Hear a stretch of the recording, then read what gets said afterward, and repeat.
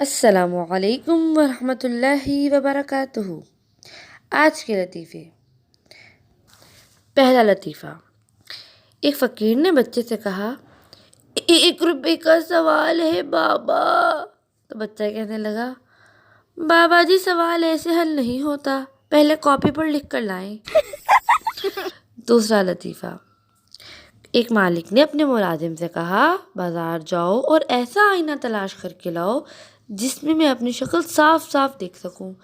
3 گھنٹے بعد ملازم واپس آیا اور کہنے لگا، حضور بازار میں ایسا کوئی شیشہ ہی نہیں تھا جس میں آپ اپنی شکل دیکھ سکتے، سب میں مجھے میری ہی شکل نظر آ رہی تھی۔ تیسرا لطیفہ۔ ذیشان جیسے ہی اسکول سے گھر آیا، اپنا بیگ رکھ کر بازار جانے لگا۔ اس کی امی نے اسے روکا اور پوچھا، ذیشان بیٹا، ابھی اسکول سے آئے ہو، کہاں جا رہے ہو؟